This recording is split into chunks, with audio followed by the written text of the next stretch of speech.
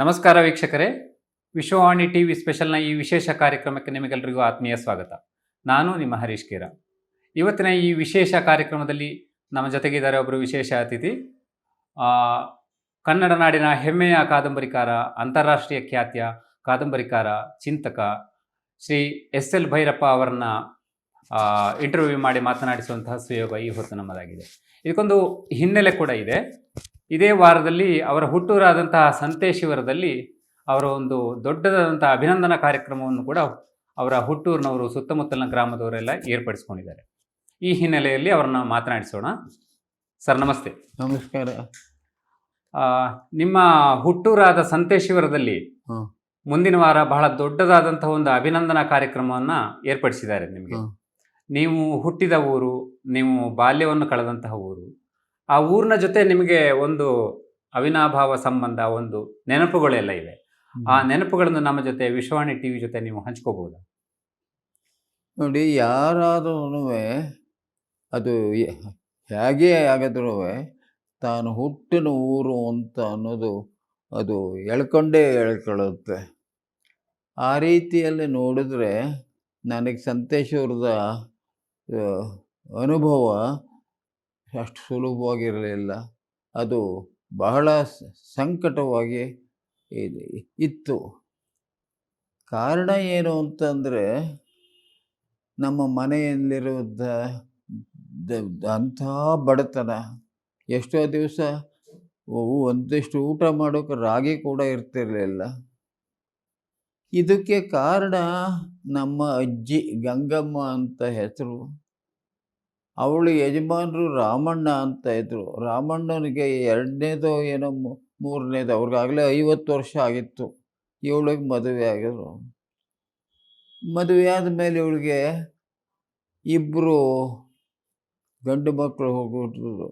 ನಮ್ಮ ತಂದೆ ಲಿಂಗಣ್ಣಯ್ಯ, ನಮ್ಮ ಚಿಕ್ಕಪ್ಪ ಮಾದಪ್ಪ ಮಾದಪ್ಪ. ಏನೋ ಕೆಲವರು ಹೆಣ್ಣುಮಕ್ಕಳು ಇದ್ರಂತೆ. ಅವರು ದಂಡಿನ ಶಿವರ ಅಂತ ಇದೆಯಲ್ಲ, ಅಲ್ಲಿಗೆ ಕೊಟ್ಟು ಮದುವೆ ಆಗಿದ್ರಂತೆ. ನಾನು ಯಾವತ್ತೂ ಅದನ್ನು ನೋಡಿಲ್ಲ. ಈ ಇದರೊಳಗೆ ಏನಾಗಿತ್ತು, ನನಗೆ ಮುಖ್ಯವಾಗಿ ಇಳಿದದ್ದು ಈಜು. ಆಮೇಲೆ ಎಲ್ಲರೂ ನಾಟಕ ನೋಡೋದು. ಈಜಿಗೆ ತಳುವೆ ಎಂಥ ಇದ್ರೆಲ್ಲರೂ ಹಿಂಗೆ ಮುಂಕಣ್ಣಿ ಮುಳುಗಿ ಹೋಗೋದು. ಚಿಕ್ಕ ವಯಸ್ಸಿಗೆ ಅಷ್ಟನ್ನೆಲ್ಲ ನಾನು ಮಾಡ್ತಾಯಿದ್ದೆ. ನಮ್ಮ ತಾಯಿಗೆ ಬಹಳ ಭಯ ಹುಟ್ಟು ಬಿಡೋದು, ಇವನಿಗೆ ಗತಿ ಏನಾಗುತ್ತೆ, ಹೀಗೆ ಹಾಗೆ ಅಂತ. ನನಗೆ ಯಾವತ್ತಾರು ನಾವು ಮುಳುಗಿ ಹೋಗಿದ್ದ ತೋರಿಸು ಅಂತ ಅಂದರೆ, ಒಂದು ದಿವಸ ಹೀಗಿರ್ಬೋದು, ಇನ್ನೊಂದು ದಿವಸ ಇನ್ನೊಂದಿರ್ಬೋದು, ನೀಜು ಕೂಡುದು ಅಂತ ನಮ್ಮ ತಾಯಿ ಬಹಳ ಇದು ಮಾಡೋರು. ನಂಗೆ ನಮ್ಮ ತಾಯಿ ಮೇಲೆ ತುಂಬ ಸಿಟ್ಟು ಬರ್ತಾಯಿತ್ತು. ಆಮೇಲೆ ನಾಟಕ ಬಹಳ ಇತ್ತು ನಮ್ಮೂರಲ್ಲಿ. ಈ ನಾಟಕ ಅಂದರೆ, ಈ ನಾಟಕ ಆಡಿಸೋರು ಆ ಕಾಲದೊಳಗೆ ಯಾವುದಾದ್ರು ಊರಿಗೆ ಬರೋರು. ಊರಿಗೆ ಬಂದು ನಾವು ನಾಟಕ ಕಲಿಸ್ತೀವಿ ಅನ್ನೋರು. ಸಾಧಾರಣವಾಗಿ ಅವ್ರು ಹೇಳೋರು, ನಾನು ಗುಬ್ಬಿ ಕಂಪ್ನಿಲಿ ಇದ್ದೋನು ಅಂತ ಹೇಳೋರು. ಅವೆಲ್ಲ ಸುಳ್ಳೋ ನಿಜವೋ ಗೊತ್ತಿಲ್ಲ. ಆವಾಗ ಲೆಗ್ ಹಾರ್ಮೋನಿಯನ್ ಅಂತ ಇತ್ತು. ಅದರೊಳಗೆಲ್ಲ ನಾಟಕ ಮಾಡಿ ಇದು ಹಾಡುಗಳು ಇಂಥೆಲ್ಲ ಹೇಳೋದು. ಅದರೊಳಗೆ ಉದಾಹರಣೆಗೆ, ಸೊಗಯಿಪುದೇನ್ ಸಖಿ ಸುದಿನವಿದೆ, ಮಲ್ಲಿಕ ಮಂಜುಳ ಮೋದಮಯ. ಇದು ರಾಜಕುಮಾರಿ ಅವಳ ಇದರೊಳಗೆ ತೋಟ ಇರುತ್ತಲ್ಲ, ಅಲ್ಲಿ ಸ್ನೇಹಿತೆ ಜೊತೆ ಒಳಗೆ ಹೇಳೋದು. ಸೊಗಯಿಪುದೇನ್ ಸಖಿ ಮೋದಮಯ, ಮಲ್ಲಿಗೆ ಮಂಜುಳ ಮೋದಮಯ. ಮಲ್ಲಿಗೆ ಇದು ಎಷ್ಟು ಮೋದವಾಗಿರುತ್ತೆ. ಈ ಥರದ ನಾಟಕಗಳು ತುಂಬ ಇರುತ್ತೆ. ನಾನು ಇಂಥದ್ದನ್ನೆಲ್ಲ ಭಯಪಟ್ಟರೆ ತನಿಗ್ತಾನೆ ಭಯಪಟ್ಟ ಆಗೋಗ್ಬಿಡೋದು ನನಗೆ. ಹೀಗೆ ತುಂಬ ನಾಟಕಗಳನ್ನು ನಾನು ನೋಡ್ತಾ ಇದ್ದೆ. ಈ ಮನೇಲಿ ತಾಯಿಗೆ ಹೇಳ್ತಿರ್ಲಿಲ್ಲ, ಮಾಡ್ತಿರ್ಲಿಲ್ಲ, ಹೊರಟೋಗ್ಬಿಡುವೆ. ಅದು ಆಮೇಲೆ ಮನೆಗೆ ಬರೋರು ಬೈಯೋರು. ನನಗೇನು ಆ ಬೈಯೋಕ್ಕೆಲ್ಲ ಕೇರೆ ಮಾಡ್ತಿರ್ಲಿಲ್ಲ ನಾನು. ಒಂದು ಸಲ ಏನಾಗಿತ್ತು, ಬಾಗೂರು ಅಂತ ಅಲ್ಲ, ನುಗ್ಗೇಹಳ್ಳಿ ಅಂತ ಇದೆ, ನಮ್ಮೂರಿಗೆ 4 ಮೈಲಿ. ಆಮೇಲೆ ಅಲ್ಲಿ ಯಾರೋ ಹೇಳಿದ್ರು ಹಿರಿಸಾವೇಲಿ ನಾಟಕ ಆಗ್ತಿದೆ, ಬಹಳ ಚೆನ್ನಾಗಿದೆ ಅಂತವು. ಅಲ್ಲಿ ನುಗ್ಗೇಹಳ್ಳಿಗೂ ಹರಿಸಾವಿಗೂ 10 ಮೈಲಿ ಹೋಗ್ಬಿಟ್ಟಿದ್ದೇನೆ ನಾನು ಇದ್ರೊಳಗೆಲ್ಲನೂ. ಅಂತಂದರೆ 4, 10, 14 ಮೈಲಿ ದೂರದಲ್ಲಿದ್ದೀನಿ. ರಾತ್ರಿ ಎಲ್ಲನೂ ಇದನ್ನು ಮಾಡಿ ಕಣ್ಣೆಲ್ಲ ಹೀಗಾಗಿದ್ದು. ಈ 14 ಮೈಲಿಯನ್ನು ನಡ್ಕೊಂಡು ಬರ್ತಾ ಇದ್ದೀನಿ. ಅಷ್ಟರೊಳಗೆ ನಮ್ಮ ತಾಯಿಗೆ ಎಲ್ಲಿಗೆ ಹೋದ್ನೋ ಏನು ಗೊತ್ತೋ ಅಂತ ಅಂದು, ಇದು ಕಾರ್ಡಿ ಅಂತ ಇರೋರು ಶಾನ್ಭೋಗ್ರಿಗೆ ಸಂಬಂಧಪಟ್ಟವರು, ಅಲ್ಲಿ ಇದು ಬೆತ್ತರು ಕೈಲಿ ನೀರನ್ನೆಲ್ಲನೂ ಹುಡುಕಿಸ್ಬಿಟ್ಟಿದ್ದಾರೆ, ಬಲೆ ಹಾಕಿಸ್ಬಿಟ್ಟು ಎಲ್ಲ ಹುಡುಕಿಸ್ಬಿಟ್ಟಿದ್ದಾರೆ. ಎಲ್ಲೂ ಆಗಲಿಲ್ಲ ಸ್ವಾಮಿ ಅಂತಂದರೆ ನಮ್ಮ ತಾಯಿ ಸತ್ತೋಗಿದ್ದಾನೆ ಅಂತ ಹೇಳೋ ಬಹಳ ಇದರೊಳಗಿತ್ತು. ನಾನು ಮಧ್ಯಾಹ್ನ 12 ಗಂಟೆ ಹೊತ್ತಿಗೆ ಉಪವಾಸ ಬತ್ತಿದ್ದೀನಿ. ಬೆವರು ಎಲ್ಲ ಹೀಗಾಗಿ ಹೋಗ್ಬಿಟ್ಟಿದೆ. ಸರಿ ಬಂದೆ. ನಮ್ಮಮ್ಮ ಹಿಡ್ಕೊಂಡು ನನಗೆ ಹೊಡೆದು ಇರೋರು. ನನಗೇನಂತ ಅಂದರೆ, ಎಷ್ಟು ಹೊಡೆದು ನಂಗೆ ಸಿಟ್ಟೇ ಬರುತ್ತೆ. ಅಲ್ಲ, ನನಗೆ ಪೆಟ್ಟಾಗ್ತಿರ್ಲಿಲ್ಲ, ಆದರೆ ಸಿಟ್ಟು, ಕಣ್ಣಲ್ಲಿ ನೀರು ಬರೋದು ನನಗೆ. ಸರಿ, ಹೀಗಾಯಿತು. ಆವಾಗ ಒಂದು ಹೇಳಿದ್ಲು, ನಮ್ಮೂರಲ್ಲೂ ಗುಂಡಪ್ಪ ಮೇಷ್ಟ್ರು ಅಂತ ಇದ್ದರು, ಪ್ರೈಮರಿ ಸ್ಕೂಲ್. ಈ ನಮ್ಮಲ್ಲಿ ಇದ್ದದ್ದೇ ಇವರೇನೆಯ. ಅವ್ರು ಹೇಳಿದ್ರು, ನೋಡಿ, ಗಂಡು ಮಕ್ಕಳು ಭಯ ಬೇಕು. ನಮ್ಮ ತಂದೆ ತಿರುವೇಳಿಕೆಯಲ್ಲೂ ಏನು ನಮ್ಮ ಶಾನ್ಭೋಗ್ಯ ಇತ್ತು, ಅದನ್ನು ಲೆಕ್ಕ ಬರೆಯೋಕ್ಕೆ ಸೋಮಾರಿತನ. ಇನ್ನೊಬ್ಬರು ಶಾಮಣ್ಣವರು ಅಂತ ಇದ್ದರು, ಅದೇ ಈ ನಾಟಕ ಆಗ್ತಾ ಅಲ್ಲ, ಇದೆಲ್ಲ ಮಾಡ್ತಾರಲ್ಲ, ಅವ್ರ ಅಣ್ಣ ಕೃಷ್ಣ ಪ್ರಸಾದರ ಅಣ್ಣ, ತಂದೆ. ಅವರು ಸ್ವಲ್ಪ ವಿವೇಚನೆ ಇದ್ದವರು. ಅವ್ರು ಹೇಳಿದರು, ನೋಡಿ ಗೌರಮ್ಮನವ್ರೆ, ಇದು ಗಂಡಸರೇ ಆಗಬೇಕು ಇದಕ್ಕೆ ಮಾಡೋಕ್ಕೆ, ಯಜಮಾನರು ಇದ್ದಾರೆ. ನಾವು ಮಾಡೋದು ಅಂದ್ರೆ ನಮ್ಮ ಕಣ್ಣೆದುರಿಗೆ ಬೆಳೆದವನು ಅವನೇನು ಇದೆ, ಅದಕ್ಕೇನು ಕೇರ್ ಮಾಡೋನಿಲ್ಲ. ನಿಮ್ಮ ಅಣ್ಣನ ಹತ್ರ ಕಳಿಸಿ ಅಂದರು. 8 ಮೈಲಿ ದೂರ ನಮ್ಮ ತಾಯಿ ಅಣ್ಣ ಗುಂಡಪ್ಪ ಅಂತ ಇದ್ದ. ಅವನು ಒಂದು ದೇವಸ್ಥಾನದ ಪೂಜೆ ಮಾಡೋನು, ಆಮೇಲೆ ಹಳ್ಳೀಲಿ ದಾನ ಧರ್ಮ ಮಾಡೋನು, ಆಮೇಲೆ ಶಾಸ್ತ್ರ ಹೇಳೋನು. ಅಲ್ಲಿಗೆ ಹೋದವು. ಇವ್ರು ಹೇಳಿದರು ನಮ್ಮಮ್ಮ, ಏನು, ಒಂದು ಪಲ್ಲ ರಾಗಿ, ಹುರುಳಿಕಾಳು, ಆಮೇಲೆ ಸ್ನಾನಕ್ಕೆ ಹರಳೆಣ್ಣೆ. ಆ ಕಾಲದೊಳಗೆಲ್ಲ ಹರಳೆಣ್ಣೆ ಹಾಕಿ ಸೀಗೆಕಾಯಿ ಹಾಕಿ ಇದೆಲ್ಲ ಮಾಡೋರಲ್ಲ.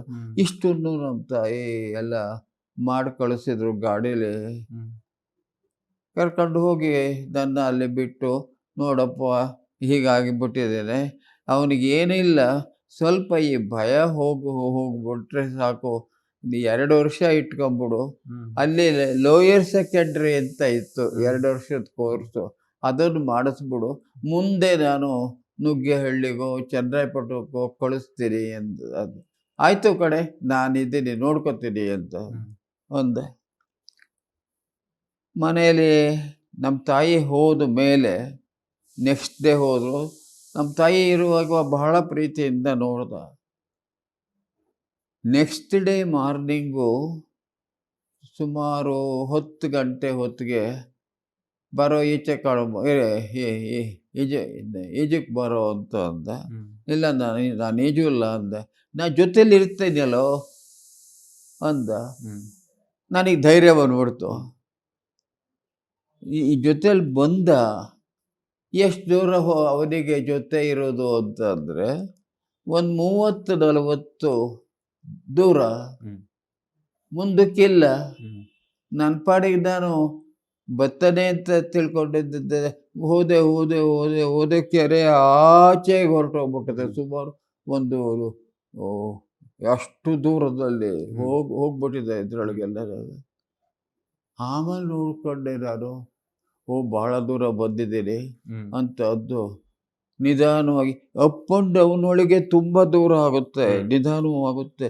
ಆವಾಗ ನಮ್ಮ ಅಮ್ಮನಿಗೆ, ನಮ್ಮ ಮಾವನಿಗೆ, ಇವನಿಗೆ ಈ ಆಟ ನಿಲ್ಲಿಸ್ಲೇಬೇಕು, ಏನಾದ್ರು ಮಾಡಿ ಅಂತ. ನಾನು ಧೈರ್ಯವಾಗಿ ಬಂದ್ಬಿಟ್ಟೆ. ಇದರಲ್ಲಿ ಲಂಗೋಟಿ ಹಾಕ್ಕೊಂಡು ಹೋಗಿದ್ದೆ. ವಾಪಸ್ ಬರುವತ್ತಿಗೆ ಒಂದು ಟವಲ್ ಇತ್ತು, ಅದು ತಗೊಂಡು ಟವಲ್ ಇದು ಮಾಡಿದೆ. ದೇವಸ್ಥಾನದ ಹಿಂಭಾಗದೊಳಗೆ ಒಂದು ನಾಗೇಶ್ವರನ ದೇವಸ್ಥಾನ ಅಂತ ಇತ್ತು. ನಮ್ಮ ಮಾವ ಅದರಲ್ಲಿ ಅಲ್ಲಿ ಪೂಜೆ ಮಾಡ್ತಾ ಇದ್ದ, ಅರ್ಚಕರಾಗಿದ್ರು. ನಾನು ಹೋದೆ. ಅಲ್ಲಿ ನಿಂತ್ಕೊಂಡದ್ದೆ ಕೆಲಸ. ಈಚೇನೋ ಅಂತ ಹೀಗವನು ಅಂದದ್ದಕ್ಕೆ ಹೀಗಂದೆ ಉಚ್ಚ ಹೋಯ್ಕೊಂಡ್ಬಿಟ್ಟೆ ನಾನು. ಅಷ್ಟು ಜೋರು ಇದ್ರ ಮೇಲೆ ಬಿದ್ದು ಬಸವಣ್ಣನ ಮೇಲೆ ನಾನು ಬಿದ್ದುಬಿಟ್ಬಿಟ್ಟೆ. ಆಮೇಲೆ ಇನ್ಮೇಲೆ ಎತ್ತಿ ಅಜ್ಜೋಪಾನ ಅಂತ ಅಂದೆ. ಇನ್ನೇನು ಮಾಡಿದೆ? ಹ್ಞೂ ಅಂದೆ. ಮನೆಗೆ ಹೋದವು. ಅವನ ಹೆಂಡತಿ ಇದ್ಲು, ಅವನ ಅಜ್ಜಿ ಒಬ್ಬರಿದ್ರು. ಅಜ್ಜಿ ನನ್ನ ಬಗ್ಗೆ ಪ್ರೀತಿ ಅಂತ ಇದ್ಲು. ಅಂಜಿ ಅವನ ಹೆಂಡತಿ ಮಕ್ಕಳು ಇರಲಿಲ್ಲ ಅವಳಿಗೆ, ನಾನು ಕಂಡ್ರಾಗ್ತಾ ಇರಲಿಲ್ಲ. ಯಾಕೆ ಅಂದರೆ ಅವಳಿಗೇನಿದ್ದು ತವ್ರ ಮನೆಗೆ ಸಾಗಿಸ್ಬೇಕು. ಅವಳು ಮಧ್ಯದೊಳಗೆ ನಾನು ಬರ್ತದೆ. ಆದರೆ ಸಾಮಾನುಗಳು ತಂದು ಕೊಡ್ತಾ ಇದ್ದವಳು ನಮ್ಮ ಅಮ್ಮ. ಅವಳಿಗೂ ಇದೆಲ್ಲ ಇತ್ತು. ಅವಳು ಇದಕ್ಕೆ ವಿರೋಧ ಆಗ್ಬಿಡ್ತು. ಹೀಗಾಗಿ ಹೊಡ್ತಾ ಅಂದರೆ ಹೊಡ್ತಾ ನಮ್ಮ ಮಾವ. ಬೆಳಿಗ್ಗೆ ಹೇಳೋದು, ನೀನು ಕೆಲಸ ಕಲಿಬೇಕು ಅಂತ ಅನ್ನೋದು. ಇನ್ನೂ ಕತ್ತಲೆ ಇರುವಾಗ ದನದ ಇದನ್ನು ತೆಗೆದು ಕೊಟ್ಟು ಅದರ ಹುಲ್ಲು ಅದೆಲ್ಲ ಗುಡಿಸಿ ಸಗಣಿ ಎತ್ತಿ, ಆಮೇಲೆ ಗಂಜಲ ಇರುತ್ತಲ್ಲ ಅದನ್ನು ಎತ್ತಿ, ಇಷ್ಟು ಕೆಲಸ ಮಾಡೋದು ನಾನು. ಸರಿ, ಆಮೇಲೆ ಅಷ್ಟಿದ್ರೊಳಗೆ ಸ್ಕೂಲ್ಗೆ ಹೋಗೋದು. ನನಗೆ ಈ ಭಯ, ಇದ್ರೊಳಗೆ ಎಷ್ಟು ಹೇಳ್ತಾ ಇದ್ದದ್ದು ಕ್ಲಾಸಿಗೆ ಏನು ತೋರಿಸ್ತಲೇ ಇರಲಿಲ್ಲ. ಆಮೇಲೆ ಇದರೆಲ್ಲ ಅದರೊಳಗೆ ನನಗೂ ಒಂದಿತ್ತು. ನಮ್ಮ ಮಾವ ಇದ್ರೊಳಗಿದ್ದ, ಏನು ಪೌರೋಹಿತ್ಯ ಮಾಡೋನು. ಆ ಸುತ್ತ ಒಂದು 10-12 ದೇವಸ್ಥಾನಗಳಲ್ಲಿ ಮಾಳಪಕ್ಷ ಅಂತ ಒಂದಿದ್ದು. ಅದು ರೈತರುಗಳಲ್ಲಿ ದಾನ ಮಾಡೋದು ಅಂತ. 2 ದಿವಸ ನನ್ನ ಕರ್ಕೊಂಡು ಹೋದ. ಬಾಕಿ ಅಂತೆ ನನ್ನ ಸ್ವತಂತ್ರವಾಗಿ ಹೋಗಿ ಬರಲಿ ಅಂತವ. ಅಲ್ಲಿ ಹೋದರೆ ಏನಾಗೋದು ಅಂದರೆ, ಆ ಮನೆಯಲ್ಲಿ ಇರೋರಲ್ಲ ಎಲ್ಲರೂ, ಬೇರೆ ಹೇಳ್ರು ನೀವು ಎಲ್ಲ ಎಷ್ಟೊತ್ತಾಯ್ತು ನೀನು ಸ್ನಾನ ಮಾಡಿದ್ದೀರ, ಇದಕ್ಕೆಲ್ಲ ಏನು ಮಾವಿನ ಹಣ್ಣು ತಂದಿದ್ದೀರ, ಬೇವಿನ ಹಣ್ಣು ತಂದಿದ್ದೀರ, ಹಾಗೆ ಹೀಗೆ ಅಂತ ಅವ್ರನ್ನೆಲ್ಲನೂ ಓಡಿಸ್ಬಿಡೋನು. ಅವರು ಓಡಿಸಿದ ಮೇಲೆ ಸರಸರದ ಮೇಲ್ಗಡೆ ಹತ್ತು ಬಿಡೋನು. ಆ ಕಾಲದೊಳಗೆ ಎಲ್ಲ ಇದರೊಳಗೆ ಮಣ್ಣಿನ ಗುಂಡೆ ಥರದಲ್ಲಿ ಪಾತ್ರೆಗಳು ಇಟ್ಕೊಂಡಿರೋರು ಇವನು ಚೀಲಕ್ಕೆ ತುಂಬ್ಕೊಂಡ್ಬಿಡೋದು. ಯಾವ್ದಾರು ಹುರುಳಿಕಾಳು ಇರ್ಬೋದು, ಬೆಲ್ಲ ಇರ್ಬೋದು, ಈ ಅಕ್ಕಿ ಇರ್ಬೋದು, ಒಂದಿಷ್ಟು ಎಷ್ಟು ಇದು ಮಾಡೋದು ಅದನ್ನು ಮಾಡ್ಕೊಂಡು ತಂದಿಟ್ಕೊಂಡ್ಬಿಡೋನು. ಎಲ್ಲಿ ಹೋದರೂ ಕಳ್ತನ ಮಾಡೋನು ಅವನು. ನನಗೆ ಇದನ್ನು ಮಾಡು ಅನ್ನೋನು. ನನಗೆ ಅದು ಮನಸ್ಸು ಬರ್ತಿರಲಿಲ್ಲ. ಯಾವಾಗ ಮಾಡಲ್ಲ, ಹೊಡಿಯೋರು ಇದಕ್ಕೆಲ್ಲ. ನಿನಗೆ ವಿದ್ಯೆ ಕಲಿಸ್ಬೇಕು ಅಂತ ಅಂದರೆ ಇದೇ ನೀನು ಮಾಡೋದು ಹ್ಮ್. ಹಾಗೆ ಅಂತ ಹೊಡೆಯೋನು. ಇದರಿಂದ ಇದಾಗಿ ನನಗೆ ವಿದ್ಯೆ ಇದೇ ಇರಲಿಲ್ಲ. ಹೀಗೆ ಇರಬೇಕಾದ್ರೆ ಆ ಕಾಲದೊಳಗೆ ಆಗಾಗ್ಗೆ ಪ್ಲೇಗ್ ಬರ್ತಾ ಇತ್ತು. ಹೌದು. ಸರಿ, ಆ ಪ್ಲೇಗಿನೊಳಗೆ ನಮ್ಮ ತಾಯಿ ತೀರೋಗ್ಬಿಟ್ರು. ಹ್ಮ್. ಅಪ್ಪ ಯಾವ ಜವಾಬ್ದಾರಿನೂ ಇಲ್ಲ, ಏನೂ ಇಲ್ಲ. ಹ್ಮ್. ಅಮ್ಮ ತಾಯಿ ತೀರೋಗ್ಬಿಟ್ಲು. ನನ್ನ ಗತಿ ಏನಾಗಬೇಕು? ಆವಾಗ ನಾನು ಹೋದರೆ ಆದರೂ ಹೋದೆ. ನನಗೆ ತಾಯಿ ಸತ್ತ ದುಃಖ ಇತ್ತು. ಹ್ಮ್. ಹೋಗಿ ಮಲ್ಕೊಂಡೆ. ಬೆಳಗ್ಗೆ ಎದ್ದು ಏಳ ಮೇಲೆ ಎತ್ತು ಕಟ್ಟಲೆ, ಹ್ಮ್. ಸಗಣಿ ಎತ್ತಲೆ, ಅವ್ರು ಹೀಗೆ ಬರ್ತಾಡೋದು. ಹ್ಮ್. ಆಮೇಲೆ ಅಲ್ಲಿ ಹೋಗಿ ಹೇತು ಬಾರು ಹೋಗಲೆ. ಹ್ಮ್. ಇದ್ರೊಳಗೆಲ್ಲ ಮನೆ ಹಿಂಭಾಗದೊಳಗೆ ಇತ್ತು ಹ್ಮ್. ಹೇಳೋದು ಇದೆಲ್ಲನು. ಹೀಗೆ ಮಾಡೋದು. ನಾನು ಊರಿಗೆ ಬಂದು 2ನೇ ದಿವಸ ಇದೇ ಮಾತದ್ದು. ಆಮೇಲೆ ಇನ್ನೊಂದು ನಡೀತಾ ಇತ್ತು. ನಮ್ಮ ಮಾವಾಗ ಬಹಳ ಸಿಗುತ್ತದ. ಹ್ಮ್. ನನಗೆ ಅವನು ಸತ್ತೋಗ್ಬಿಟ್ರೆ ಒಳ್ಳೇದು ನನಗೆ ಅಂತ ಇದು ಬರೋದು. ಹ್ಮ್. ನಮ್ಮೂರು ಸಂತೇಶ್ವರ್ಗೂ ಬಾರ್ಗೂರ್ಗೂ ಮಧ್ಯದೊಳಗೆ ರಂಗಸ್ವಾಮಿ ದೇವಸ್ಥಾನ ಅಂತ ಇತ್ತು. ಹ್ಮ್. ಆ ರಂಗಸ್ವಾಮಿ ಬಹಳ ಪುಣ್ಯ ಇರೋದು. ಸುತ್ತಮುತ್ತ ಎಲ್ಲೂ ಎಲ್ಲೇ ಕಳ್ತನ ಆದ್ರೂ 3 ದಿವಸದೊಳಗೆ ಅದು ತನಗೆ ತಾನೇ ಬರಬೇಕು, ಈ ಥರ ನಂಬಿಕೆ ಎಲ್ಲ ಇತ್ತು. ಹ್ಮ್. ಒಂದ್ಸಲಿ ನಮ್ಮ ತಾಯಿ ಇದನ್ನ ಊರಿಗೆ ಹೋಗಿದ್ದೆ. ಹ್ಮ್. ವಾಪಸ್ ಬರಬೇಕಾದ್ರೆಲ್ಲ ಕೊಡಬಳೆ, ಚಕ್ಲಿ ಇದೆಲ್ಲಾನು ಕೊಟ್ಟು ಕಳಿಸೋಳು. ಹ್ಮ್. ಹರಳೆಣ್ಣೆ ಕೊಟ್ಟು ಕಳಿಸೋಳು. ಹ್ಮ್. ಹರಳೆಣ್ಣೆ ಇದಕ್ಕೆ ನೆತ್ತಿಗೆ. ನಮ್ಮ ತಾಯಿ ಕೊಟ್ಟು ಕಳಿಸಿದ್ರಲ್ಲಿ ನಮ್ಮ ಅತ್ತೆ ಒಂದು ದಿವಸ ನನಗೆ ಒಂದು ಕೊಡಲಿಲ್ಲ. ತಾನು ತಿನ್ನೋಳು, ಗಂಡಂಗೆ ಕೊಡೋಳು. ಇದರಲ್ಲಿ ಮಾತ್ರ ಒಂದು ದಿವಸ ನನಗೆ ಎಣ್ಣೆ ಹಾಕಲಿಲ್ಲ. ತಾನು ಹಾಕ್ಕೊಳ್ಳೋದು. ನಮ್ಮ ತಾಯಿ ಸೀಗೆಕಾಯಿನೇ ಕೊಡೋದು, ಹ್ಮ್. ಅದನ್ನು ಹಾಕ್ಕೊಳ್ಳೋದು. ಆ ಹಂಡಿಗೆಲ್ಲ ನೀರು ಸುತ್ತ ಹೋಗೋದು ನಾನು. ಹ್ಮ್. ಈ ಥರದಲ್ಲೇ ಎಲ್ಲ ಮಾಡ್ತಾ ಇದ್ಲು. ಒಂದ್ಸಲಿ ಏನು ಮಾಡಲು, ಗಂಡನ ಹೆದರಿಸೋಕ್ಕೆ ನಾನು ಬಾವಿ ಬೀಳ್ತೀನಿ, ಮನೆ ಒಳಗೆ ಬಾವಿ ಇತ್ತು, ಅದ್ರಲ್ಲಿ ಕೆಲನ ಹ್ಮ್. ಬಾವಿ ಬೀಳ್ತೀನಿ ಅಂತ ಒಂದು. ಅವನೇನು ಮಾಡ್ದ, ಒಂದ್ಸಲಿ ಬೀಳಲ್ಲ ಅಂತ ಅಂದ್ಬಿಟ್ರೆ ಬಿದ್ದೇ ಬಿಟ್ರು ಅವರು. ಹ್ಮ್. ಆವಾಗ ಇವನಿಗೆ ಭಯ ಹುಟ್ಬಿಡ್ತು. ಸಾಯಿಸ್ಬಿಟ್ಟ ಅಂತ ಅಂದರೆ ಇವನಿಗೆ ಆ ಕಾಲದೊಳಗೆ ಇದಕ್ಕೆ ಹಾಕ್ಬಿಡೋ, ಶಿಕ್ಷೆಗೆ ಹಾಕ್ಬಿಡೋರು. ಸರಿ, ಅವಾಗ ಪಕ್ಕದ ಮನೆಯವ್ರನ್ನು ಇದು ಮಾಡ್ಕೊಂಡು ಒಂದು ಬಂಕಳಿನ ಕೆಳಗೆ ಕಿಳಿಬಿಟ್ಟು ಹ್ಮ್. ಅದರೊಳಗೆ ಕೂತ್ಕೋ ಅಂತ. ಆದರೆ ಇವಳು ಸೈಜು ಅವಳು ಸೈಜು ಒಂದೇ ಇರೋದು. ಹ್ಮ್. ಹೀಗಂತ ಮಾಡು, ಅದನ್ನ ಇದು ಮಾಡು ಅಂತ ಒಂದು ಕೊನೆಗೆ ಹೀಗಂತ ಮಾಡಿ ಮತ್ತೆ ಅದರೊಳಗೆ ಕೂತ್ಕೊಂಡು ಹ್ಮ್. ಇವ್ರು ಎತ್ತಿ ಬಂದು. ಹ್ಮ್. ಈ ಥರದ ಮನೆ ಇತ್ತದ್ದು. ನಾನು ಹೇಳಿದ್ದಲ್ಲ, ಹ್ಮ್. ಒಂದ್ಸಲಿ ಈ ಹೆಂಗಸರಾಟ ಬಹಳ ಇರೋದು ಅವರಿಗೆ. ದೇವಸ್ಥಾನದಲ್ಲೇ ಮಾಡಿಬಿಡೋನು. ಒಂದ್ಸಲಿ ಏನಿದು ಇದು ಹಸಿ ಕಡಲೆಕಾಯಿ ಅನ್ನೋದು, ಕಡಲೆಕಾಳವ್ರದ್ದು ಬಿಡಿಸ್ಕೊಂಡು ಬಂದು ಅವರೆಲ್ಲ ನಾವು ತಿಂತಾ ಇದ್ದೋ ಅಲ್ಲ. ಅದಕ್ಕೆ ಒಂದು ದಿವಸ ನಾನು ಸ್ಕೂಲ್ಗೆ ಹೋಗಿದ್ದವನು. 4 ಗಂಟೆ ಹೊತ್ತಿಗೆ ಮೇಷ್ಟ್ರು ಅದೇನೋ ಕ್ಲಾಸು ಬಿಟ್ಬಿಟ್ರು. ಹ್ಮ್. ನಾನು ನೋಡೋಣ ಅಂತ ನನಗೆ 2 ಇದು ಬಂತು. ಹ್ಮ್. ನಾನು ಇದರಲ್ಲಿ ಶಿವರಾತ್ರಿ ಹಬ್ಬದೊಳಗೆ ತಲೆಗೆ ಒಂದು ಇದನ್ನು ಮಾಡ್ತಾರೆ, ಈ ಶೇವನಿಗೆ 7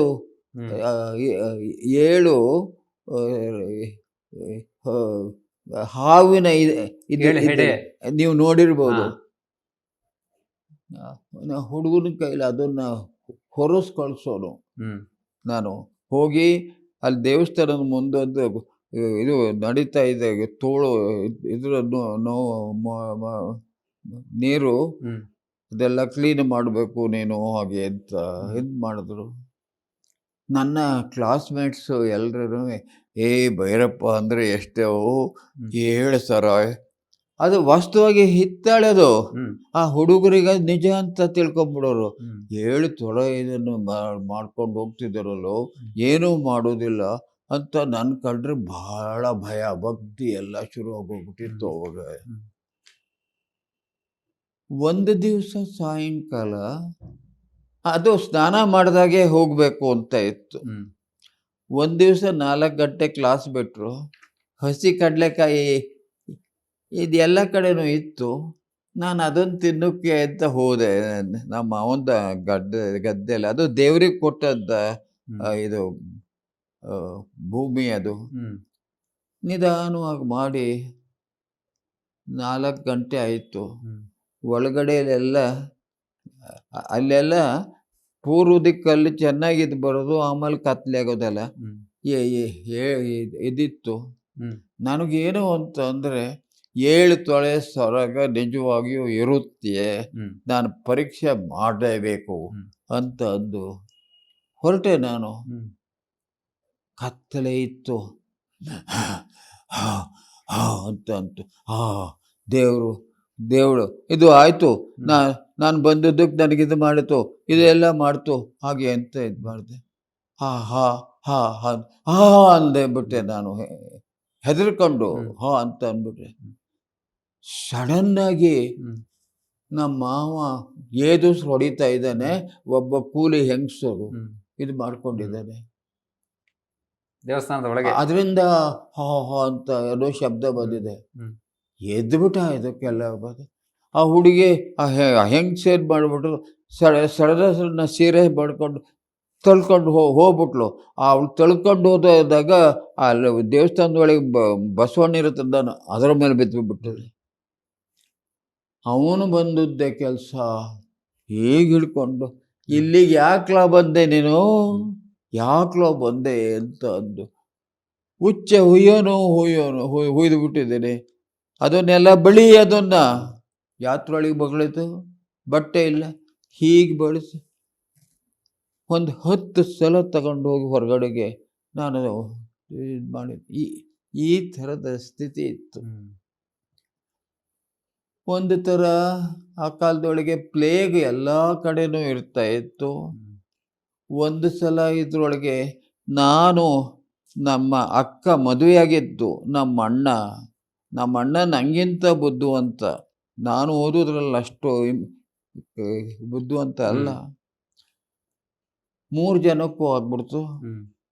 ನನಗೂ ಆಯಿತು, ರಾಮಣ್ಣಂಗಾಯಿತು, ಇವಳಿಗಾಯಿತು, ನಮ್ಮ ಅಕ್ಕಂಗಾಯಿತು.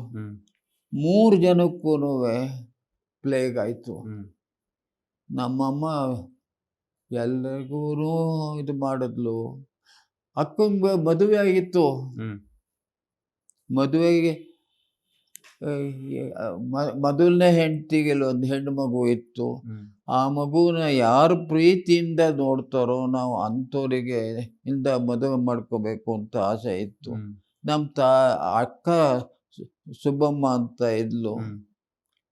ಸರಿ, ಅವಳಿಗೆ ಮದುವೆ ಆದ್ಮೇಲೆ ಅವರು ಬಂದು ಕೇಳಿದ್ರು. ನಮಗೇನಂದರೆ ಪ್ರೈಮರಿ ಸ್ಕೂಲ್ ಮೇಷ್ಟ್ರು ಅಂದರು, ರೆಗ್ಯುಲರ್ ಸಂಬಳ ಬರುತ್ತೆ ಅನ್ನೋ ಅಷ್ಟು ಬಡತನ. ಅವರು ಬಂದು ಹೇಳಿದ್ರು. ಆ ಮಗು ಬಂತಲ್ಲ, ನಮ್ಮ ಅಕ್ಕ ಹೋಗಿ ತಬ್ಕೊಂಡ್ಬಿಟ್ಲು, ಮಗು ಅಂತ ಇದು ಮಾಡ್ಕೊಂಡ್ಲು. ಅವ್ರು ಇದು ಮಾಡಿಕೊಂಡು, ಇವಳು ಚೆನ್ನಾಗಿ ಇದು ಮಾಡ್ಕೊತಾಳೆ, ನೀವೇನೂ ಕೊಡಬೇಡಿ, ನೀವು ಮದುವೆ ಮಾಡ್ಕೊಂಬಿಡಿ, ಮಾಡಿಕೊಡ್ತೀನಿ ಅಂದರು. ಮಾಡಿಕೊಟ್ರು. ರಾಮಣ್ಣಗಂತ ಅವನು ಓದೋದ್ರಲ್ಲಿ ತುಂಬ ಬುದ್ಧಿವಂತ ಅಂತ, ನಾನು ದಡ್ಡಾಗಿದ್ದೆ.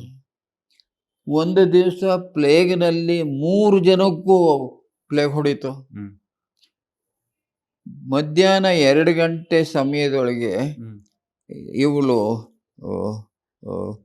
ಅಕ್ಕ ಸತ್ತೋದ್ಲು, ಇವನು ಸತ್ತೋದ, ನಾನು ಇದೆ. ನನಗೇನಂದರೆ ನನ್ನ ಕಂಡ್ರೆ ಎಲ್ರಿಗೂ ಪ್ರೀತಿ ಇತ್ತು.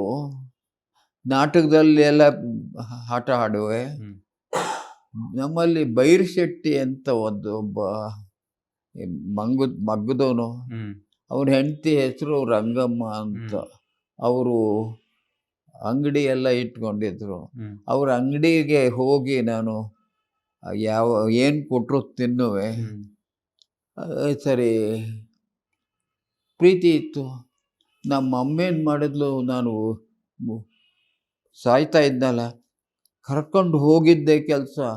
ಆ ರಂಗಮ್ಮನ ಚಕ್ಲ ಮಕ್ಳು ಹಾಕ್ಕೊಂಡು ಕೂತ್ಕೊಳ್ಳಮ್ಮ ಅಂದ್ಲು. ಕೂತ್ಕೊಂಡು ಪೂರ್ತಿ ನನ್ನ ಅಲ್ಲಿ ಮಲಗಿಸ್ಬಿಟ್ಟು, ಹ್ಮ್ ಇದು ನನ್ನ ಮಗಲ್ಲ, ಇದು ನನ್ನ ಅದೃಷ್ಟ ಚೆನ್ನಾಗಿಲ್ಲ, ನಿನಗೆ ಕೊಟ್ಟು ಬಿಟ್ಟಿದ್ದೀನಿ, ನಿನಗೆ ದತ್ತು ಕೊಟ್ಟಿದ್ದೀನಿ, ನಿನ್ನ ಮಗರಿಗೆ ಹಾಗೆ ಹೀಗೆ ಅಂತ ಏನು ಹತ್ತು ಎಲ್ಲ ಮಾಡಿದ್ಲು. ಹ್ಮ್ ಅವಾಗ ಯಾವುದೋ ಒಂದು ಮದ್ರಾಸಲ್ಲಿ ಅದೆಂಥದೋ ಒಂದು ಔಷಧಿ ಬಂದಿತ್ತು. ಹ್ಮ್ ಅದನ್ನು 3 ಜನಕ್ಕೂ ಕೊಟ್ಟಿದ್ರು. ಅಕಸ್ಮಾತ್ ನಾ ಬದುಕೊಂಬಿಟ್ಟೆ ಅದಕ್ಕೆ. ಹ್ಮ್ ಆದರೂ ನಮ್ಮ ಅಮ್ಮಂಗೆ ಅವ್ರ ಕೈಯಲ್ಲಿ ಇದು ಇರಲಿಲ್ಲ. ಹ್ಮ್ ನಮ್ಮ ಅಮ್ಮ ಪ್ಲೇಗ್ನಲ್ಲಿ ಸತ್ತ ಮೇಲೂ ಕೂಡ ಆಕೆ ನನಗೆ ಬಹಳ ಇದರಲ್ಲಿ ಮಾಡೋಳು, ಏನು ಈ ಕೇರ್ ಮಾಡಿ. ಸಹಾಯ ಮಾಡೋಳು. ಹ್ಮ್ ಹಣ ಇರ್ತಿರ್ಲಿಲ್ಲ. ಹ್ಮ್ ಅಲ್ಲಿ ತಿನ್ನೋಕ್ಕೆ ಕೊಬ್ಬರಿ, ಬೆಲ್ಲ ಇದೆಲ್ಲ ಕೊಡ್ದು. ನಾವು ಒಂದ್ಸಲಿ ತುಂಬ ಹೈಸ್ಕೂಲಿಗೆ ಬಂದಾಗ ಹೇಳಿದ್ಲು, ಹ್ಮ್ ನಿನ್ನ ನೀನೇನಲ್ಲ ಹೈಸ್ಕೂಲಲ್ಲಿ ನಿಂಗೆ ಏನು ಸಹ ಗೊತ್ತಾ ಇದೆ ಅಲ್ಲಿ, ನಾನು ನಿನ್ನ ದತ್ತು ಮಾಡ್ಕೊತೀನಿ ಇರೋ ಅಂತ ಅಂದರು. ಅಷ್ಟೊತ್ತಿಗಾಗಲೇ ನನಗೆ ವಿದ್ಯುತ್ ಇದು ಬಂದಿತ್ತು. ಹ್ಮ್ ಆಮೇಲೆ ನಾನು ಆಯಿತು ಕಣಮ್ಮ ಅಂತ ಅಂದು ಅವಳು ಕೊಟ್ಟದ್ದನ್ನು ತಿನ್ನಿಸ್ಕೊಂಡು ತಿಂದು ಹೋಗಿ ಚನ್ನರಾಯಪಟ್ಟಣಕ್ಕೆ ಹ್ಮ್ 2 ವರ್ಷ, ಒಂದೇ ವರ್ಷ ಓದಿದ್ದು. ಹ್ಮ್ ಹಳ್ಳಿ ಶಾಲೆದು ಇದರಲ್ಲಿ ಏನು ತಪ್ಪು ಮಾಡಿದ್ರೂ ಹೊಡೆಯುವುದೇ ಆ ಕಾಲದ ಇದರಲ್ಲೆಲ್ಲವ. ಹ್ಮ್ ನನಗೆ ಕೈಲೊಂದು ಪುಸ್ತಕ ಇಲ್ಲ, ಭಿಕ್ಷಾನ್ನ ಮಾಡ್ತಾ ಇದ್ದ. ಅಲ್ಲಿ ಕೃಷ್ಣ ಅಂತ ಹೆಡ್ ಮಾಸ್ಟ್ರು ಇದ್ದರು. ಹ್ಮ್ ಗಾಂಧಿಯನ್ನು ಅವರು ಖಾದಿ ಹಾಕೋರು, ಗಾಂಧಿಯವರು. ಗಾಂಧಿವಾದಿ. ಅವಾಗ ಲೇಸಿ ಲಜೀಮ್ ಅಂತ ಆಟ ಇರೋದು. ಹ್ಮ್ ಹಳ್ಳಿ ಹುಡುಗರು ಎಲ್ಲರೂ ಬಂದು ರಾಗಿ ರೊಟ್ಟಿ ತಂದು 5 ಗಂಟೆಗೆ ಬಿಟ್ಟರೆ ಎಲ್ಲರೂ ಆಟೋಕ್ಕೆ ಬರಲೇಬೇಕು, ಕಂಪಲ್ಸರಿ. ಅದು ಎಷ್ಟು ಕಷ್ಟ ಆಗೋದು ಅಂದರೆ, ಹ್ಮ್ ಶೂರ್ ಅಂದರೆ ಶೂರ್ ಅಂತ ಈ ಥರ ಇವರು. ಅದೇ ಟೈಮ್ನೊಳಗೆ ನಾನು ಚನ್ನರಾಯಪಟ್ಟಣದಲ್ಲಿ ಲಕ್ಷ್ಮೀ ಥಿಯೇಟರ್ ಅಂತ ಇತ್ತು. ಹ್ಮ್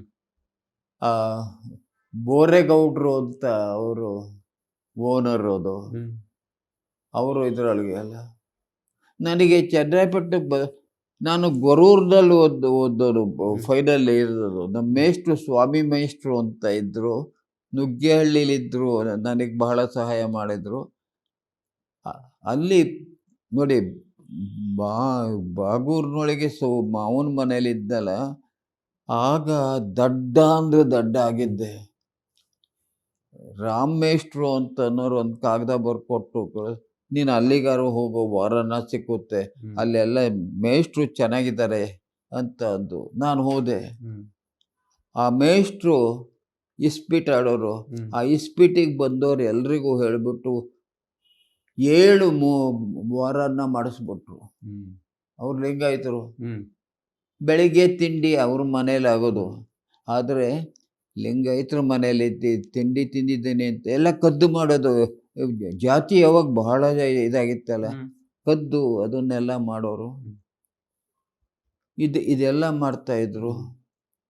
ಆವಾಗ ಶ್ರೀನಿವಾಸ ಅಯ್ಯಂಗಾರರು ಅಂತ ಒಬ್ಬರು ಇವರಿದ್ದರು. ಅವರು ಪಾಠ ತುಂಬ ಚೆನ್ನಾಗಿ ಹೇಳೋರು. ಪ್ರೈವೇಟ್ ಹೇಳ್ಕೊಡ್ತಾ ಇರಲಿಲ್ಲ. ಆಮೇಲೆ ಒಂದ್ಸಲಿ ಏನು ಮಾಡಿದ್ರು, ಈಜಾಡೋದ್ರೊಳಗೆ ಅವಾಗ ಈಜನ್ನು ಆಡೋರು ಇರ್ತಾರಲ್ಲ, ಅವರು ಹಿಡ್ಕೊಂಡು ಮುಚ್ಚಿದ್ದು ತುಳಿಯೋದೇನೆ ಈಜು ಅಂದರೆ.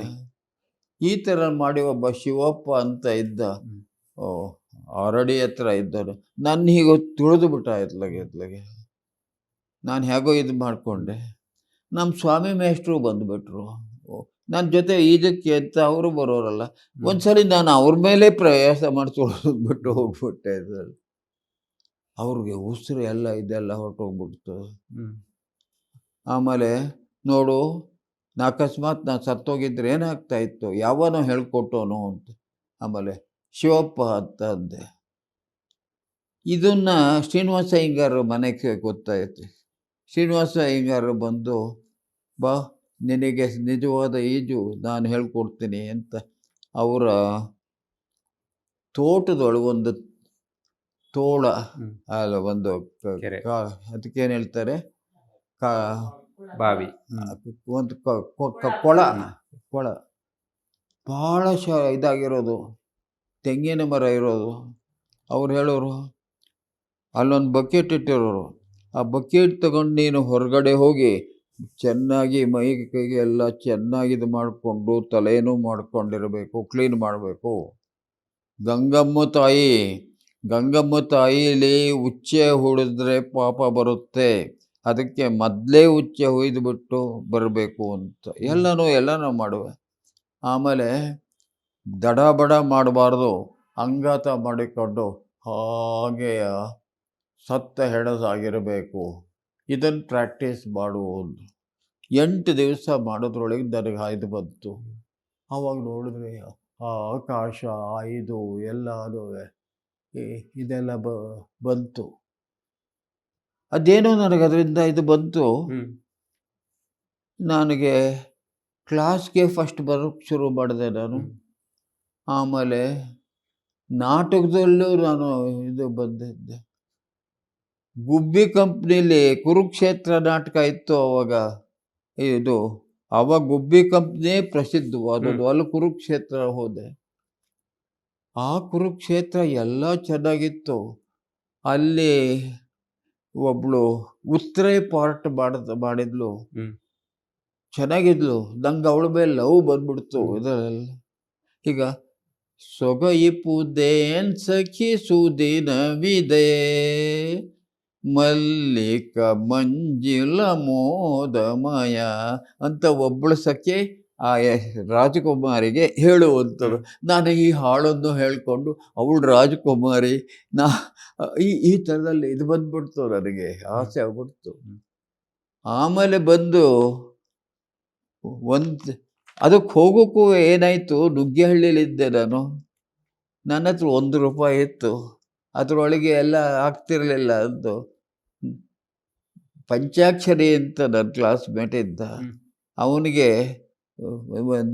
ಅಡುಗೆ ಮಾಡ್ಕೊಂಡು ಇದು ಮಾಡೋರು ಅಂತಂದು ನಾನು ಹೇಳಿದೆ, ಪಂಚಾಕ್ಷರಿ ಹೀಗೆ ಹೋಗಬೇಕು ಅಂತಿದ್ದೀನಿ, ಅಲ್ಲಿ ಊಟಕ್ಕೇನು ಸಿಕ್ಕಲ್ಲ ಅಂತ, ಅದಕ್ಕೇನು ಬಾರೋ ಅಂತಂದು 10-12 ರೊಟ್ಟಿ ಕಾಯಿ ಚಟ್ನಿ ಎಲ್ಲ ತಗೊಂಡೋದ್ರು.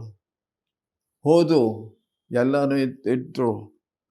ಸರಿ, ನಾಟಕ ನೋಡಿದೆ ನಾನು. ಅಂಥದ್ದು ಏನು, ಆನೆ ಅಂದರೆ ಆನೆ ಮರಿನೇ ಕರ್ಕೊಂಡು ಬಂದ್ಬಿಟ್ಟಿರೋ, ಕುದುರೆ ಇದ್ದರು ಕುದುರೆ ಮೇಲೆ ಗುಬ್ಬಿ ವೀರಣ್ಣನವರು ನಾಟಕವೇ ಇತ್ತು ಇದ್ರೊಳಗೆಲ್ಲ. ನನಗೆ ಎಲ್ಲನೂ ಮಾಡಿ ನನಗೆ ಅವಳ ಮೇಲೆ ಬಹಳ ಇದು ಬಂದ್ಬಿಡ್ತು ಅವಳಿಗೆ. ಸರಿ, ನಾನು ಊರಿಗೆ ಬಂದರೆ ನಮ್ಮ ಮೇಷ್ಟ್ರು, ಅದೇ ಲಿಂಗಾಯತರ ಮೇಷ್ಟ್ರು ಇವರಿದ್ರಲ್ಲ, ಅವ್ರ ಹೆಸರೇನೋ ಮರ್ತಿದ್ದೀನಿ ನಾನು. ಅವರು ಸ್ವಾಮಿ ಮೇಷ್ಟ್ರು ಇದಲ್ಲ ಎಲ್ಲ. ಅವರು ನನ್ನ ಏನೋ ನಿನ್ನ ಹೆಂಡ್ತಿ ಅನ್ನೋರು. ಅವ್ರು ಕರ್ಕೊಂಡೇ ಹೋಗು, ಇನ್ನೊಂದ್ಸಲಿ ಬಾ ನಾನು ಕರ್ಕೊಂಡು ಹೋಗ್ತೀವಿ ಎಲ್ಲ ಅಂತ. ಮೇಷ್ಟ್ರು ಹೆಂಡ್ತಿ ಮಗು ನಾನು. ಮೇಷ್ಟ್ರು ಹೆಂಡ್ತಿಗೆ ಫುಲ್ ಟೈಮ್, ಮಗುಗಿಲ್ಲ, ನನಗೆ ಆಫ್ ಇದು. ಈ ರೀತಿಯಲ್ಲೆಲ್ಲ ನಾಟಕ ನೋಡೋದು ನಾನು ಭಾಳ ಬಂದ್ಬಿಡ್ತು. ಆಮೇಲೆ ಮೇಷ್ಟ್ರಿಗೆ ಖುಷಿ ಹತ್ಬಿಡ್ತು, ಈ ನಾಟಕ ನಾವೇ ಯಾಕೆ ಆಡಬಾರ್ದು ಅಂತವ. ಹಾಂ ಅಂತಂದು, ಬರೆಯೋ ನೀನು ಡೈರೆಕ್ಟ್ ಅದನ್ನೆಲ್ಲನೂ ನಾಟಕ ಬರೆಯೋ ಅಂತ. ಅದೆಲ್ಲ ಜ್ಞಾಪಕದಲ್ಲಿತ್ತಲ್ಲ, ತದ್ದೊತ್ತು ಬರೆದುಬಿಟ್ಟೆ ಅದಕ್ಕೆ. ಆಮೇಲೆ ಮೇಲೆ ಅದನ್ನೆಲ್ಲ ಮಾಡೋರು ಯಾರು, ಹಿರಿಸಾವೆ ಅಂತ ಇತ್ತು. ಆ ಹಿರಿಸಾವೆಲಿದ್ದಂಥ ಇದನ್ನೆಲ್ಲನೂ ತುಂಬಿಕೊಂಡು ಸಾಮಾನು ತರಿಸ್ಬೇಕು. ದುಡ್ಡು ಅದಕ್ಕೆಲ್ಲ 1000 ರೂಪಾಯಿ ಅಂತ ಕೊಡಬೇಕಾಗಿತ್ತು. ಆವಾಗ ಒಬ್ಬರು ಹೆಡ್ ಮಾಸ್ಟರ್ ಇದ್ದರು. ಅವ್ರು ಹೇಳಿದ್ರು, ಇವೆಲ್ಲ ನಡೆಯೋದಿಲ್ಲ, ಕುರುಕ್ಷೇತ್ರ ತಾನೇ, ಅದೆಲ್ಲ ಬರೋದು ಇದು ಭಗವದ್ಗೀತೆಯಲ್ಲಿದೆ ಅದರಲ್ಲಿ. ಅದನ್ನೇ ಹಾಕ್ಕೊಂಡು ಮಾಡಬೇಕು. ಭೀಮ ಅಂದರೆ ಹೀಗೆ ಅನ್ಬೇಕು, ಧರ್ಮರಾಜ ಅಂದರೆ ಹೀಗಿರಬೇಕು, ಅರ್ಜುನ ಅಂದರೆ ಬರೀ ಹೀಗೆ ಆ್ಯಕ್ಷನ್ನು ಹೀಗೆ ಎಲ್ಲ ಮಾಡಬೇಕು ನೀವು ಅಂತ ಹೇಳಿ ಆ ಥರದಲ್ಲಿ ನಾವು ಮಾಡಿಕೊಂಡು ನುಗ್ಗೇಹಳ್ಳಿಗೆ ಬಂತು. ನುಗ್ಗೇಹಳ್ಳಿಲಿ ವಾರ ಮಾಡಿಕೊಂಡಿದ್ದೆ. ನನಗೂ ಸ್ವಾಮಿ ಮೇಷ್ಟ್ರಿಗೂ ಬಹಳ ಪ್ರೇಮ ಆಗಿತ್ತು. ಯಾಕೆಂದರೆ ನಾನು ನುಗ್ಗೇಹಳ್ಳಿ ಬಾಗೂರಿಂದ ನುಗ್ಗೇಹಳ್ಳಿ ಬಂದ 6 ತಿಂಗಳಿಗೆ ನಾನು ಸ್ಕೂಲ್ಗೆ ಫಸ್ಟ್ ಬಂದುಬಿಟ್ಟೆ. ಅಲ್ಲಿ ಇದ್ದಂಥ ಇದು ಎಲ್ಲ ಸಪ್ರೆಸ್ ಆಗಿತ್ತು. ನಾನು ಬೇಸಿಕಲಿ ಇಂಟೆಲಿಜೆಂಟು. 4th ಕ್ಲಾಸ್ಗೆ ನಾನು ಸೆಕೆಂಡಲ್ಲಿ ಪಾಠ ಹೇಳುವರು ನಮ್ಮ ಸ್ವಾಮಿ ಮೇಷ್ಟ್ರು. ಅದು ಚೆನ್ನಾಗೇ ಪಾಠ ಮಾಡುವೆ. ಡಿಬೇಟಲ್ಲೆಲ್ಲ ಪಾಠ ಮಾಡಿಬಿಡುವೆ ನಾನು. ಹೀಗಿತ್ತು. ಆವಾಗ ಸ್ವಾಮಿ ಮೇಷ್ಟ್ರಿಗೆ ಗೊರೂರಿಗೆ ಟ್ರಾನ್ಸ್ಫರ್ ಆಯಿತು. ಗೊರೂರು ಹತ್ತಿರ 2 ಮೈಲಿ ದೂರದಲ್ಲಿ ಇತ್ತು ಬೈರೇಗೌಡರು ಅಂತ. ನನ್ನ ಹೆಸರೇ ಬೈರೇಗೌಡರು, ಹಾಗೆ ಪಟೇಲರು ಇದ್ದರು. ಅಲ್ಲಿಗೆ ಹೋಗೋದಕ್ಕೆ ನಮ್ಮ ಸ್ವಾಮಿ ಮೇಷ್ಟ್ರ ಹೆಂಡತಿಗೆ ಇಷ್ಟ ಇರಲಿಲ್ಲ. ಅಲ್ಲಿ ಹೋದರೆ ಆ ಹಳ್ಳಿಯವರು ಎಲ್ಲ ಬಂದು ದಿನ ಬೆಳಗ್ಗೆ ಎದ್ರೆ ತಿನ್ನಕ್ಕೆ ಬರ್ತಾರೆ, ನಾನೆಲ್ಲ ಎಲ್ಲಿ ಮಾಡಲಿ ಅಂತ. ಹಾಗೇ ಆಯಿತು. ತುಂಬ ಚೆನ್ನಾಗಿ ಮಾಡೋರು ಅಡುಗೆನ. ಒಂದ್ಸಲ ಸ್ವಾಮಿ ಮೇಷ್ಟ್ರ ಇವರು ಬಂದರು. ಅವ್ರು ಹೇಳಿದ ಮಾತು ಚೆನ್ನಾಗಿ ಮಾಡು ಅಂದರು. ತುಂಬ ಚೆನ್ನಾಗೆಲ್ಲ ಮಾಡಿದ್ರು. ತಿಂದವರು ತಿಂದಾದ ಮೇಲೆ ಮೀಸೆ ಮಾಡಿಕೊಂಡು ಹೀಗೆಲ್ಲ ತಿನ್ನೋಕ್ಕೆ ಕಲ್ತ್ಕೊಂಡವರು ಇವ್ರು ಹಾಳಾಗ್ತಾರೆ, ಬುದ್ಧಿ ಐತಾ ಇವ್ರಿಗೆ ಅಂತ ಬೈಯೋರು. ಈ ಥರದಲ್ಲೆಲ್ಲ ಇತ್ತು. ನೀವು ಭಿತ್ತಿಯಲ್ಲಿ ನೆನಪು ಮಾಡ್ಕೊಂಡಿದ್ದೀರಿ ನಿಮ್ಮ ತಮ್ಮನ ಪ್ಲೇಗ್ನಿಂದ, ನಿಮ್ಮ ತಮ್ಮನ ಸಾವಿನ ಪ್ರಕರಣ ಹೊತ್ಕೊಂಡು. ಅದೇ ನನ್ನ ತಮ್ಮ, ನಾನು ಚನ್ನರಾಯಪಟ್ಟಣದಲ್ಲಿದ್ದ ಸಿನಿಮಾ ಥಿಯೇಟರ್ನಲ್ಲಿ ಕೆಲಸ ಮಾಡ್ಕೊಂಡಿದ್ದ. ಒಂದು ದಿವಸ ನನಗೊಂದು ಇದು ಬಂತು. ಅದು ಏನು, ಎಲೆಕ್ಟ್ರಿಕ್ ಡಿಪಾರ್ಟ್ಮೆಂಟ್ನವರು ಇದು ಮಾಡೋರು. ಟೆಲಿಫೋನ್ ಅಂತೊಂದು ಇರಲೇ ಇಲ್ಲ. ಈಗ ಆಗಿದೆಪ್ಪ ಅಂತ ಅವನು ಪಾಪ ಹೊದ್ದು. ನಾನು ಆ ಸಿನಿಮಾ ಟಾಕೀಸ್ನಲ್ಲಿ ಇದರೊಳಗಿದ್ದು ಬಂದು ಮಲಗಿದ್ದೆ ಬೆಳಗಿನ ಜಾವದಲ್ಲೇ. ಅವ್ರು ಬಂದು, ಇದು ಸಿನಿಮಾದಲ್ಲಿರೋನು ಭೈರಪ್ಪ ಅನ್ನೋರಂತೆ, ನೀನೇ ಏನೋ ಅಂದ. ಹ್ಞೂ ಅಂದೆ. ನೋಡೋದು ತಮ್ಮ ಇದಾಗಿ ಹೋಗ್ಬಿಟ್ಟ ಅಂತ ಹೇಳ್ದೆ. ನಾನು ಹೋದೆ, ಸತ್ತು ಬಿದ್ದಿದ್ದಾನೆ. ನಮ್ಮ ಜಾತಿಯವರು ಕೂಡ ಯಾರೂ ಬದಲಿಲ್ಲ.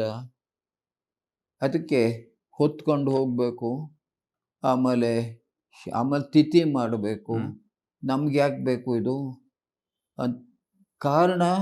ಕೆಟ್ಟ ಬುದ್ಧಿಯ ಇದು ನಮ್ಮ ಅಪ್ಪಂದು ದರಿದ್ರ.